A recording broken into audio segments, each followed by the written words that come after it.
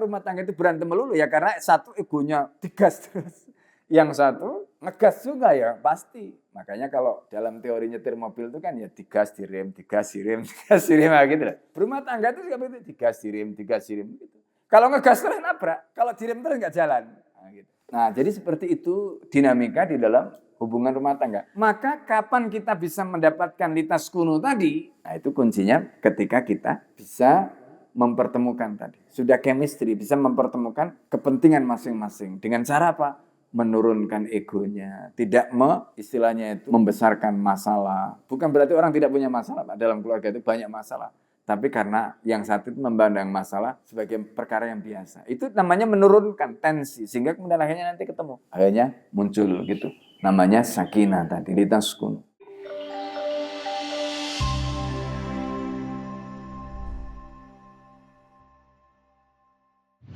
Assalamualaikum warahmatullahi wabarakatuh. Bismillahirrahmanirrahim. Alhamdulillahi rabbil alamin wa bihi nasta'inu ala umurid dunya waddin. Wassalatu wassalamu ala asyrafil anbiya'i wal mursalin wa imamil muttaqin wal mujahidin wa ala alihi wa ashabihi wa man da'a bi da'wati ila yaumiddin. Rabbi shrah li sadri wa yassir li amri wahlul 'uqdatam min lisani yafqahu qawli. Allahumma inni a'udzubika an adilla aw udalla aw zilla aw zalla aw adlima aw udlama aw azhala yajra alayya. Mari kita bacakan surat Al-Fatihah untuk memulai kajian kita untuk mu'alif kitab ini Al-Allamah Ibnul Qayyim Al-Jauziyah. Juga untuk guru-guru kita semua dan kita yang hadir. Semoga Allah Subhanahu wa taala senantiasa memberikan ilmu yang bermanfaat pada kita semua dan dimudahkan oleh Allah di dalam memahami setiap ilmu yang kita pelajari. Ala hadin niyah wa likul niyatin salihah. Al-Fatihah. A'udzubillahi minasyaitonir rajim. Bismillahirrahmanirrahim. Alhamdulillahi rabbil alamin arrahmanir rahim maliki yaumiddin iyyaka na'budu wa iyyaka nasta'in ihdinas siratal mustaqim. Shiratal ladzina an'amta 'alaihim ghairil maghdubi 'alaihim. Kita akan masuk di tuntunan Rasulullah sallallahu alaihi wasallam dalam pernikahan dan bagaimana Rasulullah mempergauli keluarganya. Jadi bagaimana Rasulullah sallallahu alaihi wasallam muasyarah, muasyarah di sini maksudnya hidup dan bergaul dengan keluarga baginda Nabi Muhammad sallallahu alaihi wasallam. Bismillahirrahmanirrahim. Qala al-mu'allif rahimahullah nafa'ana bihi wa bi 'ulumihi fid dharain amin. Jadi mu'allif kitab ini Ibnul Qayyim Al-Jauziyah menyatakan di dalam kitabnya faslun fi hadyihi, pasal tentang tuntunan Nabi fin nikahi, dalam pernikahan, wa mu'asyaratihi sallallahu alaihi wasallam ahlahu, dan di dalam bagaimana Rasulullah mempergauli atau mengumpuli keluarganya. Sahha anhu sallallahu alaihi wasallam min hadis Anas radhiyallahu anhu. Telah diriwayatkan dengan riwayat yang sahih dari Nabi sallallahu alaihi wasallam min hadis Anas radhiyallahu anhu, dari hadis Anas radhiyallahu anhu. Annahu sallallahu alaihi wasallam, bahwa baginda Nabi Muhammad sallallahu alaihi wasallam qala. Nabi Muhammad sallallahu alaihi wasallam bersabda. Apa sabda Nabi? Hubbiba ilayya min dunyakum. Aku telah diberi kecintaan, kata Rasulullah. Min dunyakum, dari dunia kalian. Jadi Nabi itu diberi kesukaan kepada perkara dunia. Ya, jadi tidak ada larangan bagi seorang nabi untuk menyukai perkara dunia. Karena memang kita juga hidup di dunia. Ya. Nah, di sini disebutkan jadi telah diberikan rasa cinta atau suka ke dalam hatiku terhadap dunia kalian. Yang pertama apa? An-nisa'u. Nah, ini. Jadi Nabi itu memiliki kesukaan kepada perempuan dan itu normal, Pak. Ya. Jadi seperti yang kemarin kita singgung ya kan, kalau ada laki suka dengan laki nggak normal, ya dah. Perempuan suka dengan perempuan nggak normal. Yang normal itu adalah kalau suka kepada lawan jenis. Atau suka tapi bukan lawan jenis. Jadi maksudnya gini, suka bukan kepada jenis manusia, itu juga nggak normal. Ya kan? Jadi ada orang yang misalnya sukanya kepada hewan misalnya, kan kacau ini. Apa menariknya? Nah, kan? Nah, itu. Jadi kalau laki-laki itu diberikan rasa suka, rasa cinta kepada perempuan itu justru dibanggakan oleh Nabi. Ya, itu dibanggakan oleh Nabi. Jadi kalau ada laki-laki itu suka kepada perempuan itu gagah, Pak. Ya kan? Nah, kalau laki-laki suka sama laki-laki itu bencong. Ya. Nah, itu makanya disebut boti itu. Ya. Tahu singkatannya boti, Pak? Ya, bocah banyak tingkah itu. Nah, itu. Ya, makanya apa gemula ya. Nah, itu enggak normal itu. Ya, harusnya normalnya itu ya laki dengan perempuan. Makanya Rasulullah mengatakan seperti itu, hubbiba ilayya min dunyakum. Aku diberikan cinta kepada dunia kalian atau terhadap dunia kalian. Apa yang pertama? An-nisa'u. Jadi itu disampaikan pada Nabi, bukan aib. Kalau laki-laki suka kepada perempuan itu bukan aib, Pak. Ya, bukan aib. Gitu. Nah, nanti termasuk kalau laki-laki itu suaminya lebih dari satu, itu juga bukan aib. Ya, itu bukan aib, Pak. Itu menunjukkan kejantanan. Kalau dalam Islam itu begitu. Yang jadi masalah itu cara nyalurkannya. Nah, itu loh. Ya, suka kepada perempuan, tapi kalau misalnya ya playboy ya itu masalah, ya kan? Itu. Atau misalnya katakanlah mempermainkan perempuan, itu yang masalah. Ya, jadi itu suka kepada perempuan itu fitrah, ya, dan itu juga menunjukkan betapa laki-laki tadi itu memiliki sifat kelelakian, rujulah bagian dari kelelakian, ya, dan itu menunjukkan kejantanan. Ya, itu bukan aib. Ya, makanya Rasulullah menyebutkan hubbiba ilayya min dunyakum an-nisa'u. Nah, kemudian yang kedua, wat-thayyibu. Nah, ini. Nabi itu juga suka harum-harum gitu. Jadi Nabi itu suka yang harum, suka yang thayyib, yang indah. Ya, harum itu kalau terkait dengan aroma, kalau terkait dengan rupa itu ya cantik gitu. Ya. Kalau terkait dengan pakaian ya bersih. Kalau terkait dengan penampilan itu ya perlente gitu makanya. Makanya Nabi itu di dalam pembacaan yang lalu kan kita sudah singgung ya, pakaiannya Rasulullah itu bahkan ya bisa dikatakan meskipun pakaiannya itu sederhana, tapi rapi gitu. Ya, pakaian Rasulullah itu rapi. Nah ini.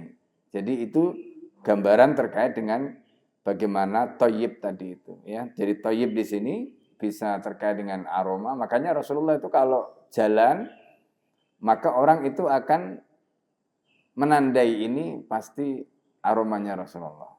Ya, ini pasti baunya Nabi gitu. Ya. Bahkan di dalam riwayat yang lain juga disebutkan keringatnya Nabi saja itu harum, Pak. Ya, keringatnya Nabi itu harum. Nah, kita sudah pernah sampaikan keringat itu kan sebenarnya toksit. Bayangkan kalau keringat yang toksit itu yang katakanlah kotoran saja itu harum gitu ya, berarti kan tubuhnya Nabi itu luar biasa. Ya kan bersih ya, yang dimakan juga begitu kan biasanya orang itu bau keringat ya, bau kentut itu kan terkait dengan yang dimakan. Ya kan kalau keringatnya enggak enak itu ya bisa jadi memang yang dimakan begitu. Ya, bau mulutnya misalnya kan. Nah, kalau suka makan jengkol ya bau. Nah, itu pembahasan tentang thayyib ya. Jadi Rasulullah SAW bahkan misalnya ketika Rasulullah SAW makan bawang misalnya gitu, kemudian malaikat Jibril itu enggak berkenan karena kan Nabi itu ketemu malaikat Jibril, terus ketika ketemu itu ya Rasulullah malaikat itu merasa enggak nyaman gitu. Maka Rasulullah kemudian ketika ditawari makanan yang seperti tadi itu kemudian menolak. Ketika ditanya, jawaban Nabi, ya aku ini tidak seperti kalian gitu. Ya, Rasulullah itu komunikasi dengan malaikat ya. Nah, disitulah maka hal-hal seperti tadi ya, yang thayyib tadi itu dijaga oleh Rasulullah SAW. Wa ju'ilat qurratu aini fis sholati, dan dijadikan qurratu aini ya fis sholati, dan dijadikan qurratu aini ya. Qurratu aini itu maksudnya bahwa sholat itu bagi Nabi bukan beban, Pak. Sholat itu bagi Nabi bukan beban. Sholat itu bagi Nabi adalah sesuatu yang menyenangkan. Itu namanya qurratu ain. Qurratu ain itu membuat mata kita itu berbinar-binar. Nah, itu namanya qurratu ain. Itu bahasa kiasan. Maksudnya apa? Maksudnya orang itu ketika menjalankan sholat itu senang. Itu bukan menganggap sholat itu menjadi beban. Nah, jadi Rasulullah itu begitu. Ya, makanya Rasulullah SAW itu ya, kalau di dalam hadis riwayat Imam Ahmad itu kan disebutkan begini. Laisa lil 'abdi min salatihi illa tus'uha. Jadi seorang hamba itu tidak mendapatkan dari sholatnya kecuali 1/9 tus'uha. Coba bayangkan ya, seseorang itu mendapatkan katakanlah nilai dari sholatnya itu hanya 1/9. Kemudian setelah itu au sumunuha. Kalau tidak 1/9 mungkin 1/8. Kemudian naik lagi au subu'uha. Kalau tidak 1/8 mungkin 1/7. Au sudusuha. Kalau tidak 1/7 mungkin 1/6. Au khumusuha atau 1/5. Au rubu'uha atau 1/4. Au sulusuha atau 1/3. Au nisfuha, itu yang paling top, separuhnya, Pak. Nah, yang bisa sholat untuk mendapatkan nilai sholat sampai separuh itu bukan sholatnya orang-orang model kita ini. Ya, itu sholatnya para walinya Allah, kekasihnya Allah itu. Nah, kalau Nabi, itu tadi, qurratu aini. Ya, sholat itu waju'ilatis sholatu qurratu aini. Dan sholat itu dijadikan oleh Allah bagi Nabi itu menjadi qurratu ain. Makanya Nabi itu menjadikan sholat itu, Masya Allah ya. Kalau Nabi itu sedang ada katakanlah masalah atau galau gitu, maka hiburannya Nabi itu apa, Pak? Sholat. Rasulullah mengatakan pada Bilal, ya Bilal arihna bis sholah, kata Rasulullah.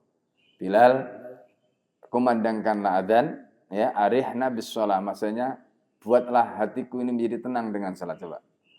Ya, nah ini itu Rasulullah. Dan dari situ kita juga bisa belajar ternyata salat itu juga menjadi obat. Jadi kalau kita ini galau, kalau kita ada masalah, salat. Ya kan? Karena kalau kita ada masalah, kita ngadu kepada orang lain belum tentu mau nerima, Pak, pengaduan kita. Sering-sering kita adui malah judek. Ya kan? Gitu, judek. Ya, dikit-dikit ngeluh. Tapi kalau kita ngeluhnya sama Allah, justru Allah itu pengennya begitu. Makanya kadang-kadang begini ya, kita itu dikasih musibah oleh Allah. Menurut kita itu kadang-kadang musibah itu tidak baik. Menurut kita, kadang-kadang tidak baik musibah itu. Padahal maunya Allah itu kalau kita dikasih musibah itu supaya kita itu mendekat. Ya kan? Mendekat. Jadi ketika kita diberi musibah oleh Allah, itu justru caranya Allah untuk menyayangi kita. Maka jadikanlah salat tadi itu menjadi apa? Jadikanlah salat tadi itu menjadi momen, menjadi kesempatan. Kesempatan untuk apa? Tadi itu. Kesempatan untuk mengeluh, mengadu, kesempatan untuk curhat dengan Allah Subhanahu wa taala. Itu. Nah, di sini tadi yang disampaikan Nabi itu arihna bis shalah. Ya Bilal, arihna bis shalah. Bilal, ya, arihna, ya. Buatlah hatiku ini menjadi tenang. Buatlah hatiku menjadi senang bis shalah dengan salat. Bilal kemudian mengumandangkan azan. Nah, begitu dikumandangkan azan, Rasulullah memenuhi panggilan tadi, maka kemudian Rasulullah melakukan sholat dan seterusnya tadi. Maka seperti yang tadi disebutkan, wa ju'ilatis sholatu qurratu aini. Dan sholat itu dijadikan sebagai ya qurratu aini. Ya wa ju'ilat qurratu aini fi sholat, dan dijadikanlah ya qurratu aini tadi itu ya, bagaimana Rasulullah merasa senang sekali di dalam sholatnya tadi. Hadza lafdzul hadisi, ini adalah lafaz hadis. Wa man rawahu hubbiba ila min dunyakum salasun. Ada yang meriwayatkan lafadznya berbeda, redaksinya berbeda. Lafadznya begini, hubbiba ilayya, telah diciptakan rasa cinta ke dalam hatiku min dunyakum, dari dunia kalian, salasun, ada 3. Ya. Kemudian di sini disebutkan oleh Ibnu Qayyim ya faqat wahama, ya, bahwa orang yang melakukan itu berarti dia waham itu berarti dia mengalami ilusi, nah, gitu. Di mana ilusinya? Walam yakul sallallahu alaihi wasallam salasun, Nabi tidak mengatakan salasun. Kenapa Nabi tidak mengatakan salasun? Wassalatu, karena kata salat laisat min umuri dunya, bukan urusan dunia. Salat itu urusan akhirat. Gitu. Allati tudhafu ilaiha, yang dimudhafkan kepada urusan dunia tadi. Jadi kalau di situ disebutkan hubbiba ilayya min dunyakum, oke, sampai di situ. An-nisa'u wat thayyibu, itu dunia. Tetapi wa ju'ilat qurratu aini, itu terpisah. Nah, gitu maksudnya. Tapi ketika disebutkan salasun, kemudian sholat itu dimasukkan di dalam 3 tadi. Nah, yang jadi masalah itu kata salasunnya itu. Ada 3 tadi. Nah, makanya di sini dibantah oleh Ibnul Qayyim. Wa kana nisa'u wat thayyibu ahabba syai'in ilaihi, dan perempuan kemudian thayyib tadi itu, apakah itu parfum, apakah itu keindahan, apakah kecantikan, atau tadi itu penampilan yang menawan dan sebagainya. Itu adalah ahabba syai'in ilaihi, yaitu perkara yang paling dicintai oleh Nabi. Wa kana yatufu ala nisa'i fil lail al-wahid, dan Nabi itu, nah ini Pak hebatnya. Nabi itu bisa menggilir istri-istrinya Nabi itu fil lail al-wahidah, di dalam satu malam. Wa kana qad u'tiya quwatan ya quwata salasina fil jima'i wa ghairi. Nabi itu diberi kekuatan untuk melakukan hubungan suami istri tadi sebanyak berapa? 30 kali. Ini dalam riwayat yang disebutkan Ibnul Qayyim, ya. Kalau di dalam riwayat Bukhari itu disebutkan Rasulullah SAW diberi kekuatan 100 laki-laki, Pak. Ya, kekuatannya Nabi itu 100 laki-laki. Jadi kalau Nabi itu bisa menggilir semua istrinya dalam waktu satu malam, ya kan? Nah, jadi kalau misalnya 30 kali ya, 30 kali itu dalam satu malam, kalau istrinya Nabi itu kan ada 9. Kemudian yang mendapatkan giliran itu 8. Kenapa? Karena yang satu sudah udur, Pak. Ya, nanti disebutkan di belakang. Berarti anggaplah 8. 30 dibagi 8 itu berapa? Ya kalau 27 kan berarti 3 kan? Berarti lebih dari 3 ya. Nah, itu. Jadi artinya dalam dalam satu malam, satu istri itu bisa mendapatkan, artinya Rasulullah ya, satu istri itu bisa lebih dari 3 kali. Itu kekuatan Rasulullah. Ya kan? Itu kekuatan Rasulullah SAW. Masya Allah. Ya kan? Coba. Ini. Nah, kemudian wa abahallahu lahu min dzalika, dan Allah memubahkan untuk Nabi min dzalika dari itu malam yubihu li ahadin min ummati, apa yang tidak dibolehkan untuk umatnya. Gitu. Ya. Ini kayak tadi itu ya. Misalnya kita cerita Rasulullah itu punya istri 9. Itu kan enggak boleh bagi umatnya. Umatnya hanya boleh 4. Itu. Fankihu ma tabalakum minan nisa'i masna wa sulasa wa ruba. Itu hanya 4. Ya, kita itu hanya 4. 4 saja. Kalau misalnya setiap istri 3 kali seperti Nabi itu gempor. Enggak mungkin ya, Pak. Enggak mungkin. Gimana? Itu. Ya. Nah, Rasulullah SAW, ya bayangkan 8 istri bisa lebih dari 3 kali. Kalau hitungannya itu 1 orang. Kalau berdasarkan riwayat tadi, Masya Allah. Kemudian wa kana yaqsimu bainahunna fil mabiti wal iwa wa nafaqah. Nabi itu membagi di antara istri-istrinya Nabi itu dalam hal mabit, menginap. Iwa, ya tinggal. Wa nafaqah, gitu, dan nafaqahnya. Wa amal mahabbah, nah di sini. Jadi yang bisa dibagi sama itu adalah tinggalnya, ya, kemudian nafkahnya. Jadi yang dibagi oleh Nabi yang sama itu. Nah, tetapi kalau sudah soal cinta, cinta itu soal hati. Ya, samalah kita itu kalau punya anak, katakanlah anak lebih dari 1, kadang-kadang ada yang katakanlah kita itu lebih ya cintanya kepada 1 dibanding yang lain. Ya namanya perasaan nggak bisa, Pak. Di perasaan itu nggak bisa. Istilahnya itu di stop atau dikatakanlah supaya tidak begitu itu nggak bisa. Nah, terus kalau begitu kan nanti tidak adil. Nah, adil itu soal materi. Nah, jadi kalau misalnya kita punya anak lebih dari 1 ya, secara materi dari sisi perhatian ya tetap harus kita samakan. Tapi kalau bicara soal perasaan itu beda. Nah, begitu juga nanti dengan istri. Gitu. Kalau istrinya lebih dari 1. Nah, jadi fakana al-mahabbatu fakana yaqulu mengenai rasa cinta, Nabi mengatakan Allahumma hadza qasmi fima amliku, ya Allah, ini adalah bagianku dalam perkara yang aku kuasai. Berarti apa? Perasaan. Fala talumni, maka jangan engkau cela aku fima la amliku dalam perkara yang aku enggak mampu untuk kuasai. Nah, itu makanya kan kemudian nanti sahabat itu ada yang bertanya kepada istri-istri Nabi. Ya, pertanyaannya begini. Apa yang dilakukan Nabi kepada kalian, kepadamu, gitu. Karena sahabat itu sudah mendengar cerita bagaimana Rasulullah itu kalau ketemu Ibunda Aisyah radhiyallahu anha itu Masya Allah, ketemu, dipeluk, dicium, ya. Nah, itu. Nah, kemudian sahabat itu bertanya kepada istri Nabi yang lain, apa yang dilakukan Nabi ketika Nabi itu ketemu dengan kamu, ketemu dengan Anda, ketemu dengan istri Nabi tadi itu. Nah, di situ kemudian istri Nabi yang lain tadi itu menjawab standar lah jawaban. Lalu kemudian sahabat itu bertanya begini, tapi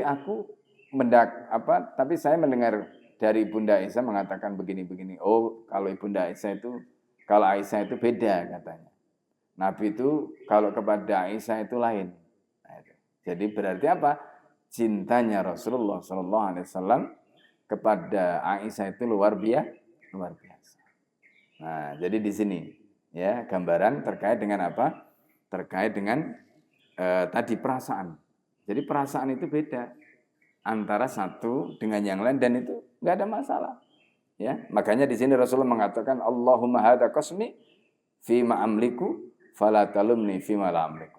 Ya Allah, inilah ya istilahnya itu bagianku untuk perkara yang mampu aku kuasai dan jangan engkau cela aku dalam perkara yang aku tidak kuasai. Ya, begitu. Fakila wal hubbu wal jima. Jadi kata penulis kitab ini, fakila ada mengatakan wal hubbu wal jima, dalam perkara apa yang dikuasai Nabi itu dalam masalah. Jadi dalam perkara apa? Dalam perkara yang tidak bisa dikuasai tadi itu yaitu dalam perkara cinta dan jima. Ya kan? Ya, di samping memang kalau kita bicara soal jima itu kan memang beda ya, misalnya antara istri satu dengan yang lain kekuatannya kan juga beda-beda gitu. Enggak bisa kemudian diseragamkan gitu. Ya kan? Enggak bisa. Wala tajib at-taswi tajibu at-taswi fi dzalika, dan tidak wajib untuk menyamakan dalam hal ini li'anna mimma la yumlaku, karena itu tidak termasuk perkara yang dikuasai. Dalam perkara cinta, dalam perkara jima tadi itu termasuk perkara yang tidak wajib untuk sama. Itu karena itu perkara yang tidak kuasai. Kemudian wal kanal qasmu wajiban alaihi, apakah pembagian tadi itu wajib bagi Nabi? Au kana lahu muasyaratun min ghairi qasm, atau ya Nabi itu melakukan muasyarah dengan mereka tanpa ada pembagian, maksudnya ini kapan waktunya, ini kapan gitu. Ataukah ya sudah gitu. Ya kan? Ala qaulaini lil fuqaha. Nah, dalam hal ini ada dua pendapat fuqaha. Fa aktarul ya ummati nisa'an nabi itu adalah ya bagian dari umat ini yang paling banyak istrinya. Qala Ibnu Abbas bersabda, tazawwaju, menikahlah kalian, fa inna khaira hadil ummati aktaruha nisaan. Nikahlah kalian karena orang terbaik dari umat ini yaitu baginda Muhammad adalah orang yang paling banyak istrinya. Kalau kita itu enggak menikah itu malu. Ya, wong Nabi saja orang yang terbaik istrinya paling banyak. Gitu.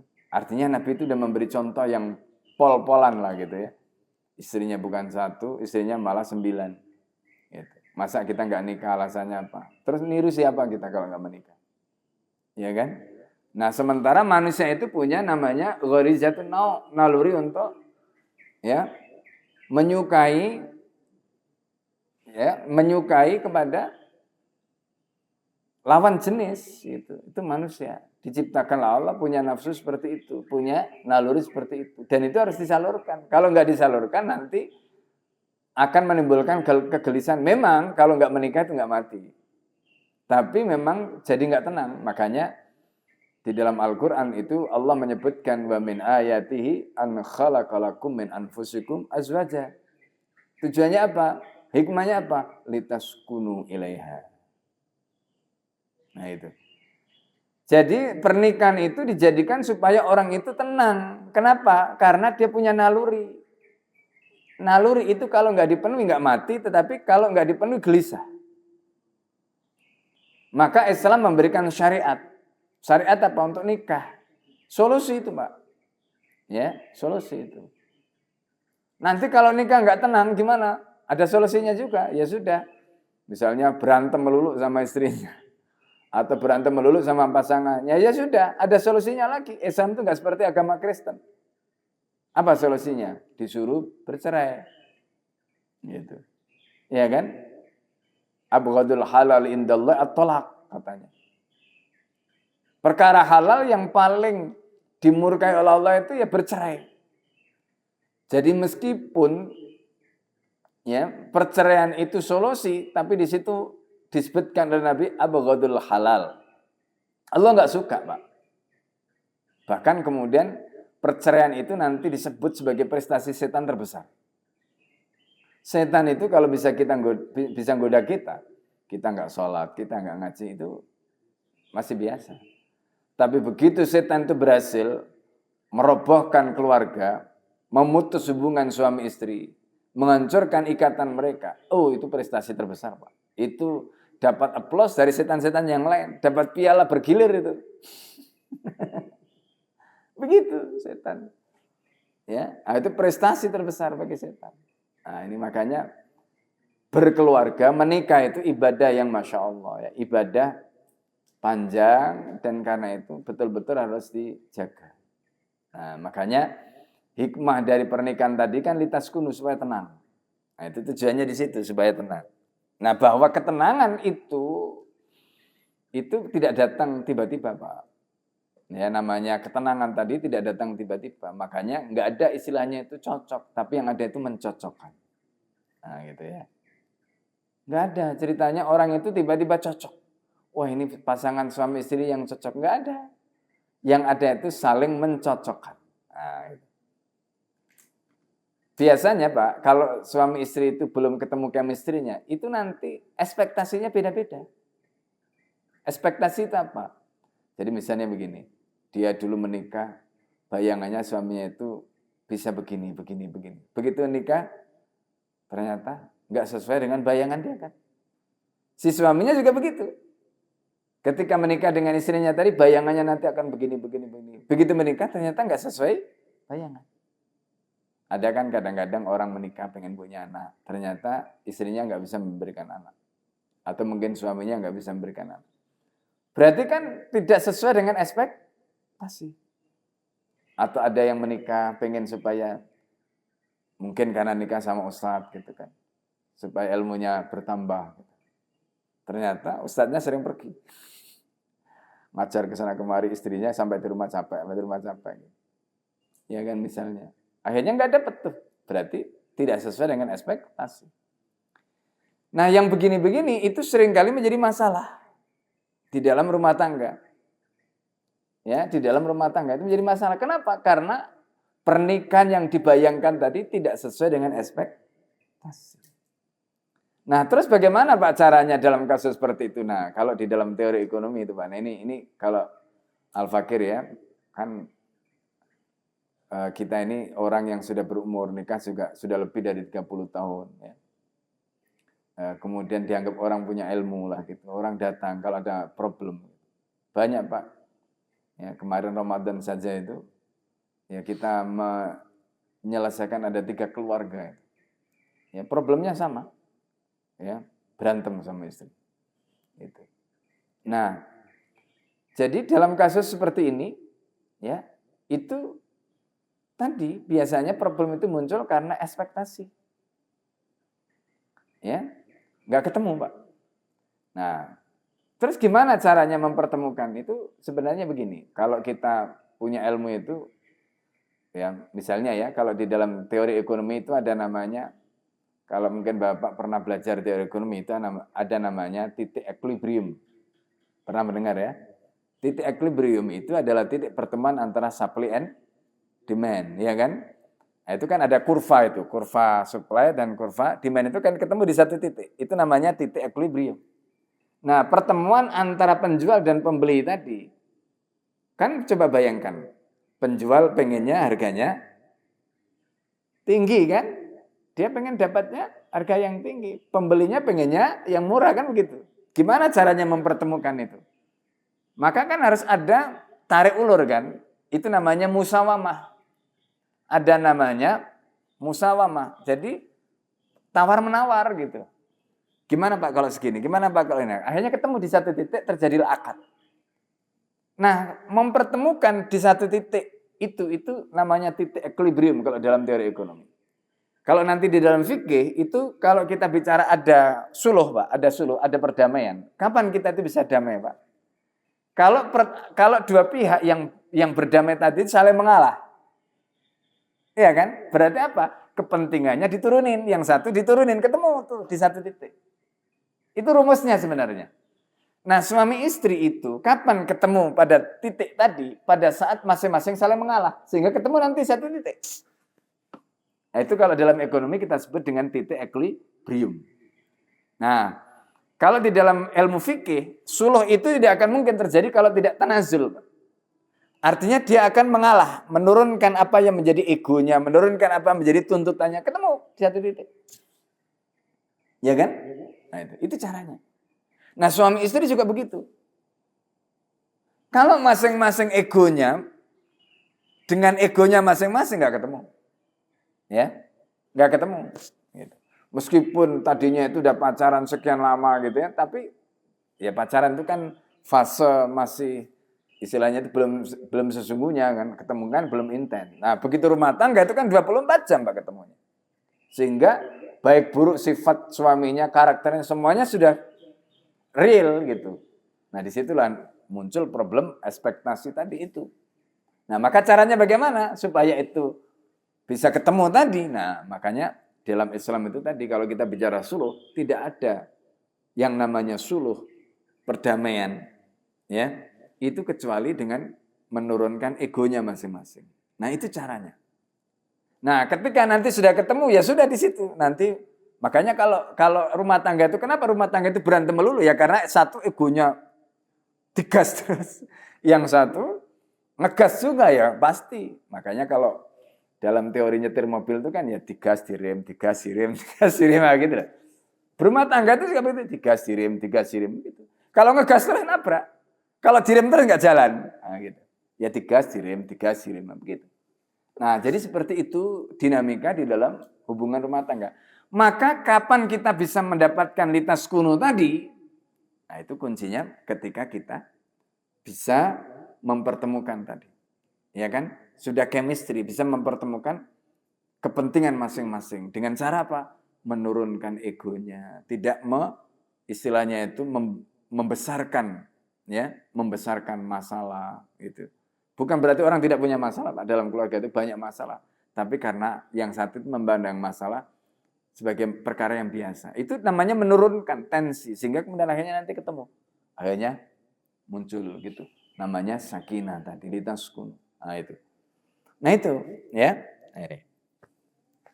Kemudian watallaka sallallahu alaihi wasallam waraja, dan Nabi itu pernah melakukan talak, mencerai istrinya, kemudian merujuk lagi. Wa ala ilaan muaqqatan bi syahrin. Nabi itu pernah ila. Ila itu apa, Pak? Ila itu jadi janji untuk tidak menggauli istri. Ila itu dibolehkan di dalam Islam, tetapi tidak boleh sampai dalam waktu yang panjang. Nabi pernah melakukan itu, dan itu dilakukan hanya sebulan. Itu dilakukan hanya sebulan.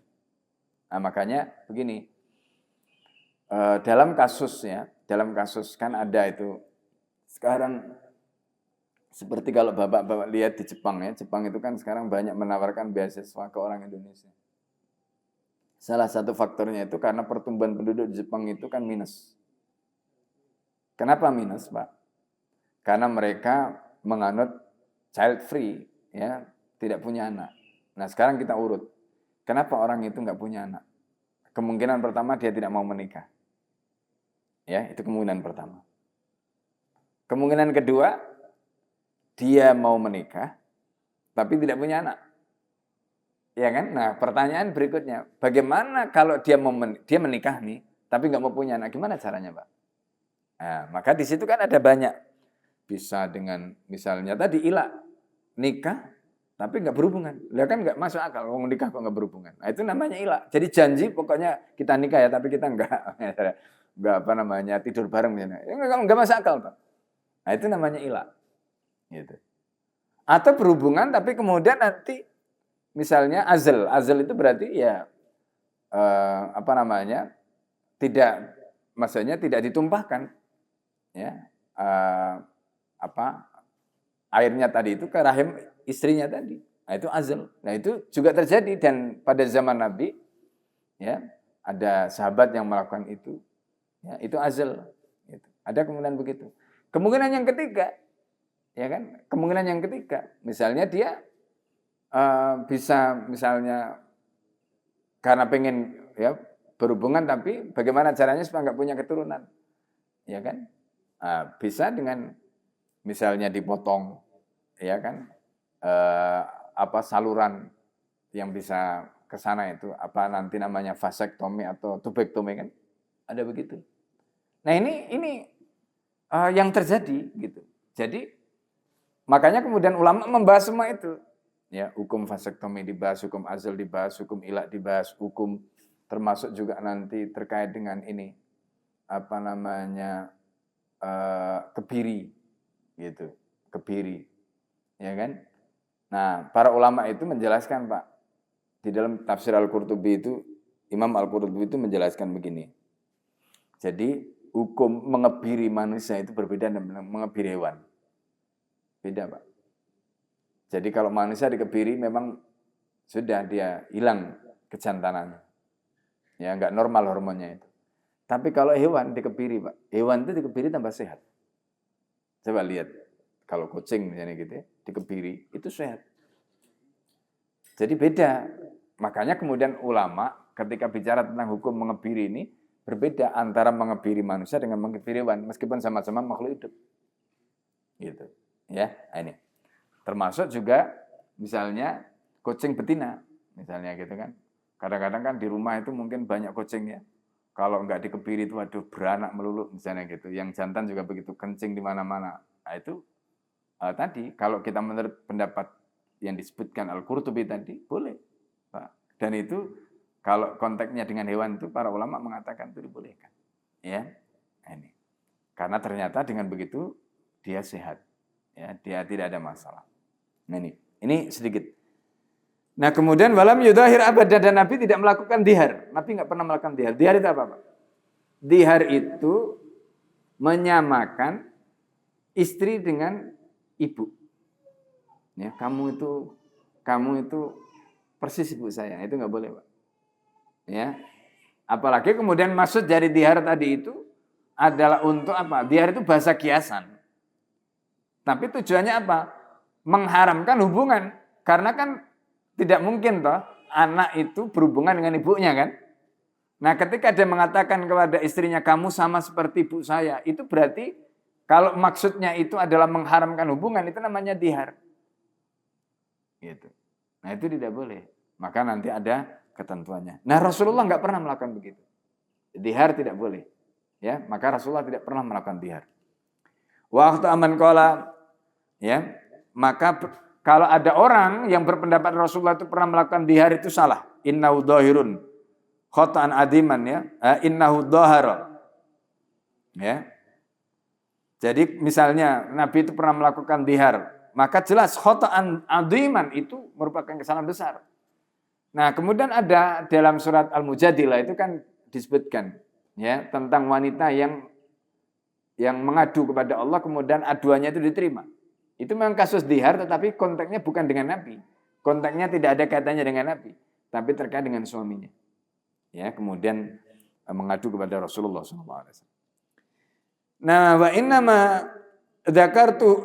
innama ya, dzakartu huna, saya, kata Ibnul Qayyim, menyebutkan ini di sini itu tanbihan, untuk mengingatkan tentang pendapat orang yang mengatakan bahwa Nabi itu dikatakan pernah melakukan dihar. Untuk mengingatkan ala qabhi khoto'i, mengenai buruknya kesalahan orang yang berpendapat seperti itu. Wa nisbati ila ma bara'allahu minhu, dan menisbatkan kepada apa yang Allah lepaskan Nabi dari itu. Jadi Nabi nggak pernah melakukan itu. Bagaimana mungkin Nabi dituduh melakukan dihar? Nah, itu. Jadi gini kita mesti paham, ya. Wa kanat siratuhum azwaji, ya, husnal muasyarah, dan bagaimana kisah hidup Nabi dengan istrinya tadi itu, Masya Allah, Pak. Ya, dengan istri-istri Nabi itu husnal muasyarah. Meskipun begitu, jangan dikira di rumah tangga Nabi nggak ada konflik, Pak. Ada. Ya, rumah tangga Nabi itu ada konflik, ada. Ada masalah, ada, Pak. Ya, nah, itu diceritakan nanti di dalam kitab, misalnya seperti Dirasah Takhlil li Syakhsiyatir Rasul, itu ada yang ditulis oleh Profesor Al-Allamah, ya, Syekh Dr. Muhammad Rawaskol Haji. Jadi buku itu menggambarkan tentang bagaimana kepribadian Rasulullah ketika membahas tentang Rasulullah SAW, ya, syakhsiyatuhu, ya, al-istimaiyah, bagaimana Rasulullah SAW, kepribadian Nabi dalam konteks sosial, itu ceritakan bagaimana hubungan Nabi dengan keluarganya. Jadi Nabi itu pernah punya masalah.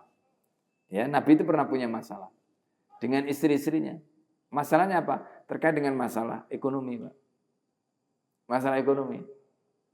Ya, karena Nabi kan hidupnya kesulitan.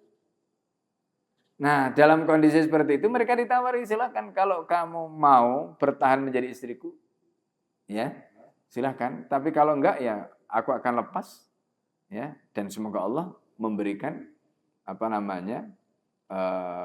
umat ti'akunna, ya. Jadi semoga Allah itu memberikan mata, memberikan perniagaan atau memberikan harta yang banyak untuk kalian. Tapi kemudian apa yang terjadi? Mereka bertahan, Pak. Bertahan menjadi istri Rasulullah meskipun mengalami kesulitan. Itu caranya Nabi. Berarti kan ada masalah, kan? Ada masalah, bukan tidak ada masalah, ada masalah. Termasuk misalnya, apakah ada masalah terkait dengan kecemburuan? Ada, Pak. Rasulullah juga, istri Nabi itu ya manusia biasa, tidak maksum. Yang maksum itu Nabi. Tapi istri Nabi tidak maksum. Maksum itu apa? Terjaga dari dosa. Dosa kecil dan dosa besar. Yang terjaga itu Rasulullah. Tapi istri Nabi kan tidak. Jadi karena itu kalau kemudian istri Nabi itu ada masalah, ya, masalah cemburu misalnya, itu terjadi, Pak, pada istri Nabi. Ya, itu terjadi pada istri Nabi. Nah, gitu, ya. Nah, jadi itu gambarannya. Maka Rasulullah SAW ketika mengalami masalah seperti itu, dia diselesaikan. Bagaimana cara menghadapi kecemburuan istrinya? Diselesaikan oleh Nabi.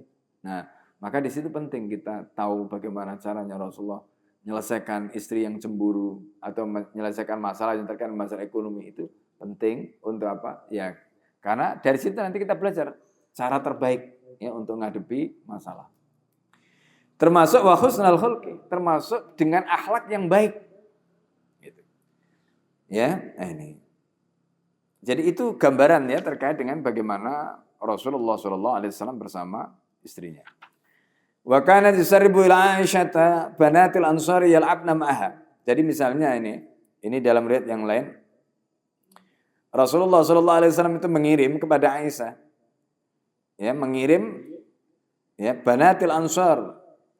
Jadi ada anak-anak perempuan Ansar karena Aisyah itu kan dinikahi oleh Rasulullah masih kecil. Umur 7 tahun itu akadnya, lalu kemudian hijrah ke Madinah. Di Madinah nanti itu Rasulullah perbarui lagi nikahnya pada saat umur 9 tahun. Ya kan? Pada saat umur 9 tahun.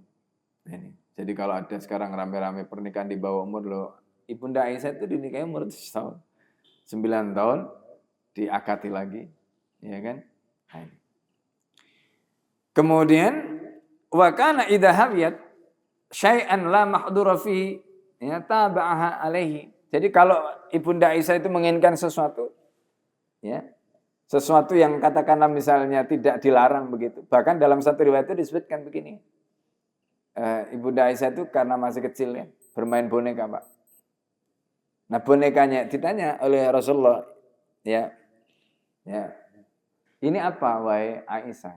Kemudian Ibunda Aisyah mengatakan ini adalah kuda ya yang punya sayap, gitu kan. Ini adalah kuda yang punya sayap, gitu. Nah, kita bisa membayangkan kan berarti Ibunda Aisyah pada saat itu main boneka. Nah, di sini ada dua yang bisa kita pelajari. Pertama, dari sisi usianya berarti masih muda, masih kecil, karena suka bermain kan. Itu. Ya.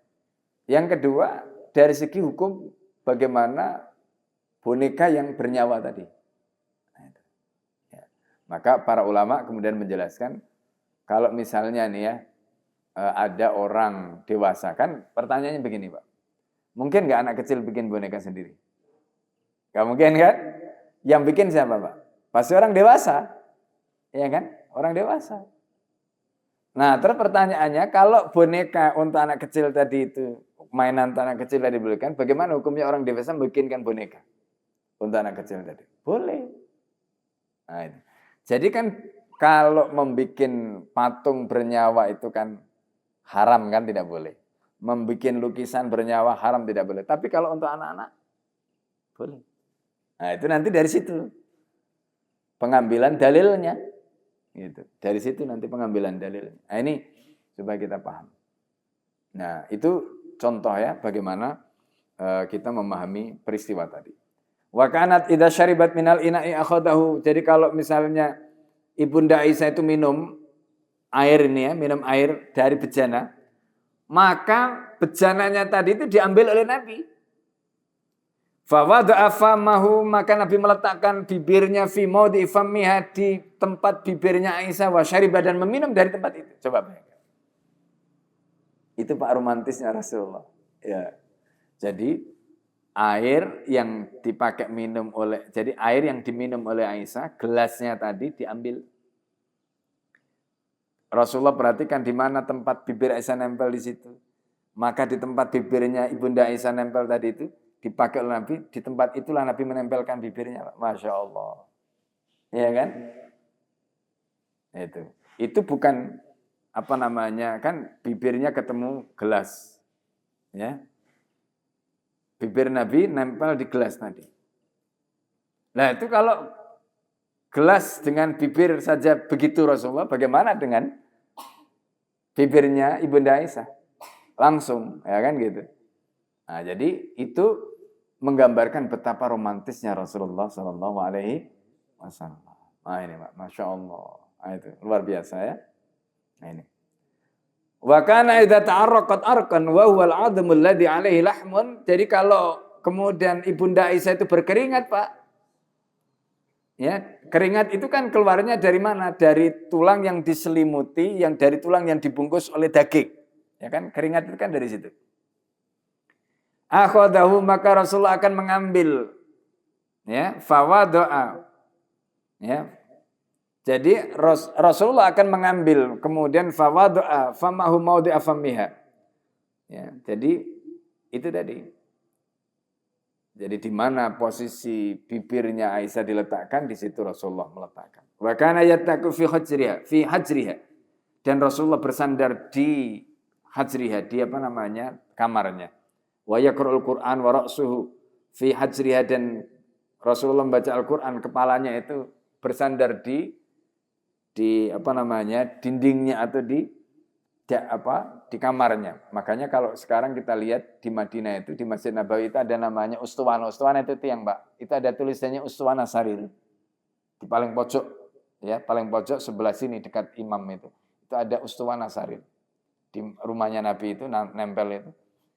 Nah, itu para ulama menjelaskan ustuwana sarir itu, ustuwana itu tiang, sarir itu artinya tempat tidur. Kenapa? Karena Rasulullah biasanya baca Al-Qur'an bersandar di situ. Kalau kita baca riwayat ini berarti itu adalah rumahnya Ibunda Aisyah. Ya kan? Nah, wa rubbama kanat haidan, dan boleh jadi ketika itu Ibunda Aisyah sedang haid di kamarnya tadi atau di rumahnya tadi. Wa kana ya'muruha. Ketika Ibunda Aisyah itu haid, Nabi merintahkan Ibunda Aisyah wa ya haidun, ketika itu haid tattaziru. Maka kemudian Ibunda Aisyah diperintahkan untuk memakai sarung. Summa yubashiruha, kemudian Nabi menggaulinya. Jadi kalau istri haid, Pak, boleh digauli, tapi caranya bagaimana? Suruh pakai sarung. Gitu, pakai sarung, Pak. Itu yang dilakukan Rasulullah. Ya. Itu yang dilakukan Rasulullah. Itu caranya Rasulullah ngajari. Ya, caranya Rasulullah ngajari. Gitu. Ya. Bahkan dalam ini yang menarik, Pak. Di dalam kitab Bidayatul Mujtahid wa Nihayatul Muqtasid, itu ada riwayat, ya kan? Apa namanya? Terkait dengan bagaimana Rasulullah sallallahu alaihi wasallam itu berhubungan dengan Ibunda Aisyah, itu diriwayatkan di situ, Pak. Jadi misalnya mencium pahanya, misalnya sampai begitu. Riwayatnya itu sebutkan begitu. Ya, ini. Nah, itu gambaran ya terkait dengan bagaimana Rasulullah sallallahu alaihi wasallam menggauli Bunda Aisyah tadi. Wa kana yuqabbilu hawa wasaimun, dan Nabi menciumnya ketika Nabi itu sedang berpuasa. Mencium istri pada saat puasa itu enggak batal, Pak, puasanya. Terus bagaimana nanti kalau misalnya mohon maaf ya, katakanlah ereksi misalnya gitu pada saat mencium istrinya, ya enggak apa-apa. Ya enggak apa-apa. Yang tidak boleh itu adalah inzalul mani ketika airnya keluar. Nah, itu enggak boleh. Ya kan? Tapi kalau mencium saja enggak apa-apa. Ketika itu ada sahabat itu datang pada Nabi, ya Rasulullah. Ya, celaka ya Rasulullah. Kenapa? Aku baru saja mencium istriku. Ya, dikira mencium istri itu batal. Lalu kemudian Rasulullah itu mengatakan begini. Ini caranya Nabi mendidik para sahabat. Ya. Kemudian Rasulullah mengatakan begini, kalau kamu berpuasa, lalu kemudian kamu madmadah itu berkumur, Pak. Apakah batal puasamu? Tidak ya Rasul. Nah, begitulah kalau kamu mencium. Ya kan? Berarti batalnya kapan? Ya kalau airnya ditelan. Ya kan? Kalau airnya ditelan. Nah, itu. Nah, mungkin nih. Ya. Kalau nyium istrinya terus mungkin entah itu bedaknya atau apanya misalnya kesedot misalnya itu. Tapi kan enggak ada lah ya. Itu saking nafsunya mungkin. Tapi enggak ada lah yang sampai kayak begitu. Jadi makanya tadi enggak batal, ya. Ini enggak batal. Nah, kemudian wa kana min lutfi wa husni khuluqi, dan di antara bentuk kelembutan dan baiknya akhlak Nabi ma'ali dengan keluarganya annau yumakkina minal la'bi. Jadi Nabi itu memberi kesempatan pada Ibunda Aisyah tadi untuk bermain. Ya, wa yurihal habasyah. Ya, nah di sini bisa kepada Ibunda Aisyah maupun yang lain. Wa yurihal habasa wa hum yal'abuna fi masjidihi. Bahkan kemudian Nabi mempertontonkan orang-orang Habasah, orang-orang Ethiopia, yang ketika mereka itu bermain di masjidnya, di Masjid Madinah, di Masjid Nabawi. Itu diajak istrinya. Dia maksudnya melihat gitu. Wa ya muttaqi ala mankibaihi. Nah, ketika itu Ibunda Aisyah bersandar di atas pundak Nabi, kedua pundaknya tanduru sambil melihat. Jadi itu bagaimana mesranya Rasulullah dengan Ibunda Aisyah. Ya wasabaqa fi safari alal aqdam marratain, ya. Nah, jadi kemudian di dalam riwayat yang lain itu disebutkan terkait dengan bagaimana Rasulullah SAW berlomba ya atau mendahului itu ya dan seterusnya ya. Kalau kita lihat ada kan Rasulullah itu kadang-kadang ngajak Ibunda Aisyah untuk lari gitu. Ya. Sekali menang sekali kalah gitu. Wa tadafa fi huruji minal manzili maratan. Nah, begitu juga ya kadang-kadang dorong-dorongannya ya itu guru gitu. Makanya ada kitab yang nulis tentang mizahun Nabi ya, bagaimana Rasulullah itu gurunya Nabi itu sampai ditulis jadi buku. Nah, ini. Ya. Nah, wa kana idza arada safaran, kalau Nabi itu ingin pergi, aqra baina nisa'ihi, Nabi mengundi istri-istrinya. Fa ayyatahunna kharaja sahmuha, maka mana dari bagian atau yang keluar dari istrinya tadi itu kharaja biha ma'hu, maka dia yang diajak keluar. Walam yaqdilil bawaki syai'an, dan Nabi tidak memutuskan untuk yang lain apapun. Wa ila hadza dzabal jumhur, ini pendapat jumhur, ya. Nah, kemudian terakhir Rasulullah wa kana yaqulu, dan Nabi SAW menyatakan khairukum li ahlihi, orang-orang yang paling baik di antara kalian adalah orang yang paling baik kepada keluarganya. Wa ana khairukum li ahli, dan aku adalah orang yang terbaik ya bagi keluargaku, ya, orang-orang yang terbaik di antara kalian bagi keluargaku. Nah, ini Mbak gambaran ya terkait dengan bagaimana perlakuan Rasulullah SAW terhadap keluarganya, dan itu menunjukkan betapa Rasulullah luar biasa. Ya, ini. Baik, sampai di sini yang bisa Al-Fakir sampaikan sebelum kita tutup. Kalau ada pertanyaan karena udah masuk waktu syuruk, silakan.